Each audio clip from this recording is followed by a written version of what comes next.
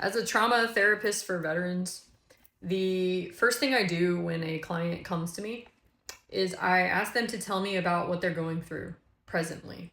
Like, what is it that you're facing? And also, what would you like to get out of working with me? And then in their first session, we develop goals. What do you want your life to look like? And stuff like that. What I listen for in their story is not symptoms to diagnose them.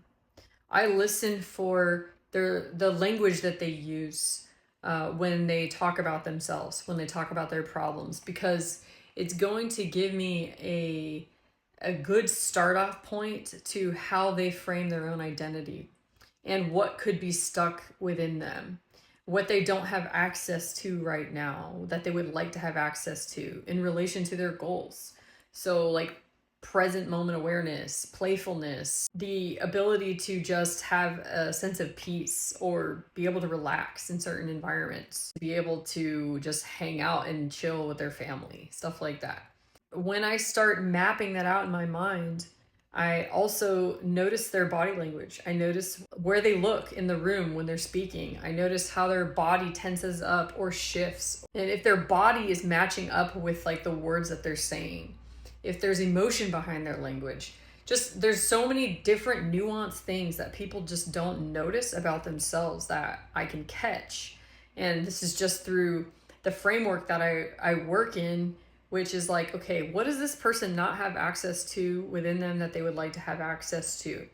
And after watching them, where their eyes move when they say certain things, the type of language they use, will help me orient to what specific problems they have.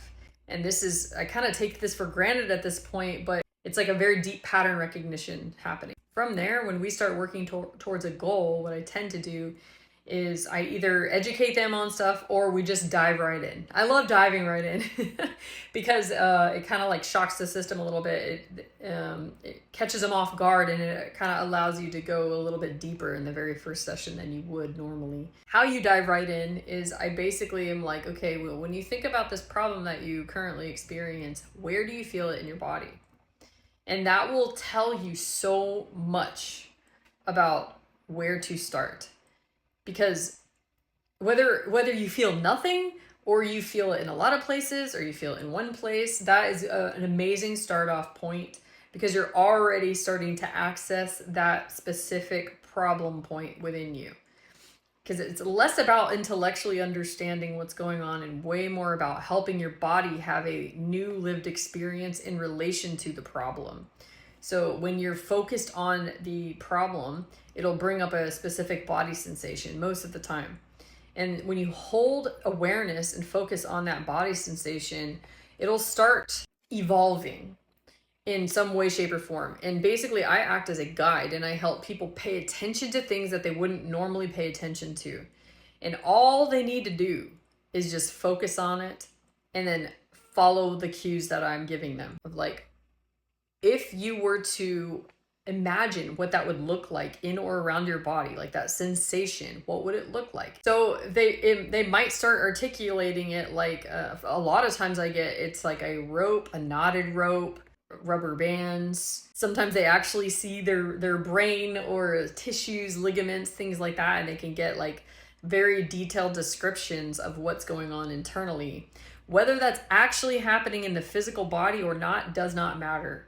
What matters is the subconscious giving the conscious mind a metaphor to work with to make it more malleable. So you have more space to maneuver in while you're focused on this problem point within your body. Because you got to think of it as like a knot or a place of resistance that it's just not easy to wiggle in. And that feels very uncomfortable. And when you're in certain environments, it's going to present as anxiety or you not liking someone or certain environments or whatever. It feels uncomfortable. In reality, it's something that's going on internally that you're then projecting out into the external and trying to make meaning of that way. And this is why a lot of talk therapies don't work, because it's not an up here problem. It's an in here problem that you just have to bring your awareness to and focus on so you can get more information.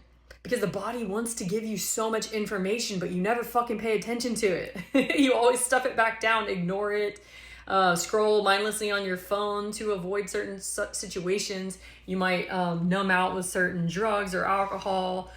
You might sabotage through like just staying in relationship after relationship, never spending any time by yourself, that kind of stuff. That's how we avoid ourselves.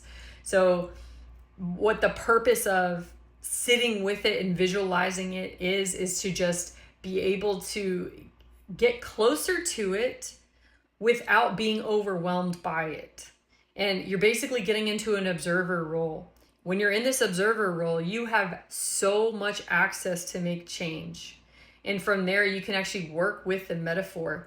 You can start unraveling the knot. You can start getting more awareness of what the environment looks like within your body when you're visualizing what that sensation looks like. So like, what does the sky look like? What does the ground look like? Is it dark in there? Is it bright? Like, is it hot? Is it cold? Like when you're making it so alive like that, you are getting more and more access to change the subconscious programming that is keeping you stuck, that's keeping you within the confines of this structure that you've built to protect yourself over time, that you are obviously now ready to shed if you are, say, coming to me to resolve this problem.